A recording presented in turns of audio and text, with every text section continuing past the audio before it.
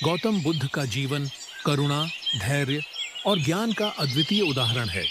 उनके जीवन काल में कई ऐसी घटनाएं घटीं जिनसे हम जीवन की महत्वपूर्ण शिक्षाएं ग्रहण कर सकते हैं।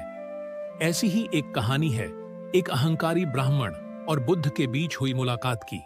एक बार की बात है, गौतम बुद्ध अपने शिष्यों के साथ एक गांव में उपदेश देने गए। वहां गांव में एक अहंकारी ब्राह्मण रहता था जिसे अपनी विद्वता और जाति पर अत्यधिक गर्व था। जब उसे यह पता चला कि बुद्ध गांव में आए हैं और लोग उनसे प्रभावित होकर उनके उपदेश सुनने जा रहे हैं, तो वह क्रोधित हो गया।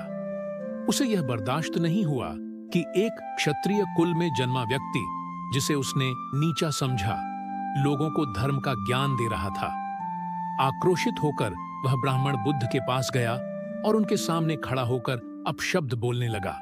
बुद्ध को अपमानित करने की हर संभव कोशिश की ताकि वह उन्हें कमजोर साबित कर सके।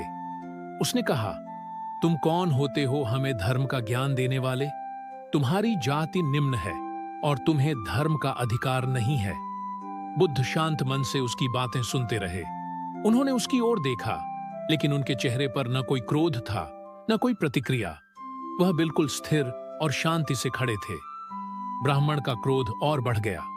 उसने और भी कठोर शब्दों का प्रयोग किया, लेकिन बुद्ध का मन विचलित नहीं हुआ। आखिरकार थक हार कर ब्राह्मण ने बुद्ध से पूछा, मैं तुम्हें इतनी गालियां दे रहा हूं, अपशब्द कह रहा हूं, और तुम अब तक शांत क्यों हो? क्या तुम्हें गुस्सा नहीं आता?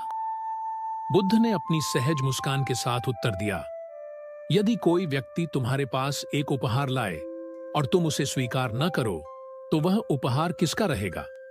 ब्राह्मण ने आश्चर्यचकित होकर उत्तर दिया, स्वाभाविक रूप से उपहार उसी का रहेगा जिसने उसे दिया है।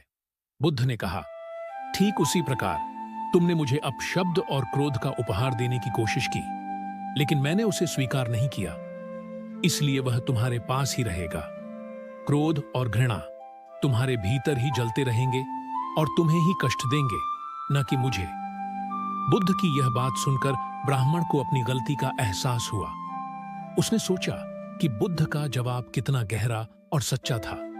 उसे यह भी समझ में आया कि अपने अहंकार और क्रोध में उसने कितनी ऊर्जा नष्ट कर दी थी। उसका हृदय बुद्ध की करुणा और धैर्य से प्रभावित हो गया। उसने बुद्ध से क्षमा मांगी और उनसे धर्म का ज्ञान प्राप्त करने की इच्छा जताई। बुद्ध ने उसे क्षमा किया और उसे सिखाया कि अहंकार और क्रोध को त्याग कर ही मनुष्य सच्चे ज्ञान और शांति की प्राप्ति कर सकता है। अहंकार से भरा हुआ व्यक्ति कभी भी वास्तविक सत्य को नहीं देख सकता, क्योंकि उसका अहंकार उसकी दृष्टि को धुंधला कर देता है। यह कहानी हमें यह सिखाती है कि क्रोध और अहंकार हमारी आत्मा को भीतर से ही नष्ट कर देते हैं। जब हम नकारात्मकता को अपने भीतर पालते हैं, तो उसका असर केवल हमारे ऊपर ही पड़ता है। क्रोध और घृणा को नकार कर शांत और धैर्यपूर्ण रहकर ही हम जीवन में शांति और संतोष प्राप्त कर सकते हैं।